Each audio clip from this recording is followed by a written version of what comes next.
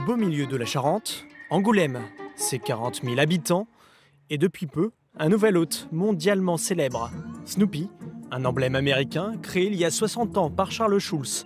C'est ici, dans ce studio, qu'il reprend vie. C'est un animal qui s'appelle un chien.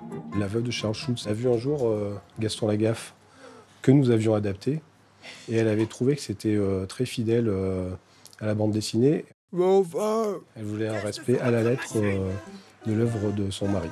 C'est la condition absolue. On ne peut pas dévier d'un iota de ce désir-là. Ma langue a touché une langue de chien.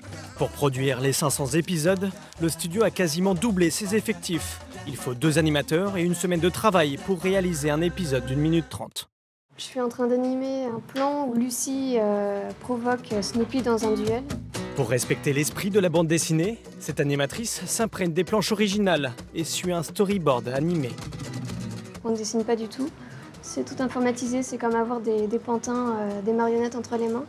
Notre rôle, c'est vraiment de créer le mouvement. C'est un peu frustrant de ne pas dessiner, mais c'est aussi des méthodes plus rapides et efficaces pour animer. Debout et bats-toi comme un homme. Si Snoopy s'épanouit à Angoulême, ce n'est pas seulement pour son musée et son festival de la BD. C'est aussi parce que le département participe à son financement. Pour bénéficier de ces aides, une vingtaine d'autres studios d'animation s'y sont installés depuis 15 ans. Car produire un dessin animé coûte cher, 7 millions d'euros pour la première saison de Peanuts. Le prix est similaire pour ce petit personnage, la chouette, un volatile bougon et malchanceux. Son créateur a fait le pari de l'international pour qu'elle prenne son envol. Elle est diffusée dans 200 pays. Le diffuseur principal français peut apporter à peu près 35% du budget. Avec les différentes aides qu'on peut avoir de la part du CNC ou de la région, on va arriver à 50-60% du budget. Mais donc ça signifie qu'il y a quand même quasiment la moitié du budget de production qu'on va effectivement dépenser, qu'il faut aller chercher à l'international. L'année dernière, 213 millions d'euros ont été investis dans l'animation, une augmentation de 40% en 5 ans. L'un des plus gros producteurs de programmes, c'est Nickelodeon, une multinationale américaine qui fait son marché en France. Nina Han est ici à Cannes pour le salon des programmes télé. Elle est à la recherche du nouveau Bob l'éponge, la série phare de la chaîne. Le travail des Français dans l'animation est vraiment phénoménal. Cette façon de raconter des histoires si visuelles, on le retrouve nulle part ailleurs. Il y a une grande variété de styles parmi les étudiants français. Pour nous, c'est très intéressant car cela crée de la diversité et c'est l'essence même de notre chaîne. Ça va vous faire comme des grandes vacances. Ah oui, des grandes vacances. Nickelodeon travaille directement avec l'école des Gobelins et d'autres universités. Des formations reconnues mondialement, elles sont à l'origine de nombreux succès.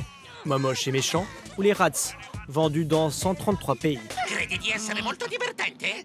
Sì, mi desterniglio da risa. Well, there's nothing funny about a high-speed accident. Plus d'un programme français sur 3 vendu à l'étranger est un dessin animé. Le dernier succès de la chaîne Nickelodeon, Les Lapins Crétins, un cartoon complètement déjanté qu'ils coproduisent avec France Télévisions. À l'origine, c'est un jeu vidéo réalisé par les Français d'Ubisoft. Il y a 3 ans, ils ont créé leur propre studio à Montreuil pour réaliser la version cartoon des Lapins Crétins et ainsi renforcer la marque. Pour la première fois, on va lancer bientôt une série interactive. Alors que l'enfant regardera l'épisode à la télé, sur son iPad, il va pouvoir jouer avec la série. Il va pouvoir, par exemple, s'il y a un épisode où les lapins lancent des œufs entre eux, il va pouvoir lui-même lancer des œufs et toucher les lapins. Ça vous permet non seulement de capter l'attention de l'enfant quand il regarde la série, mais entre. Être omniprésent auprès des enfants tout en séduisant leurs parents. Et bam!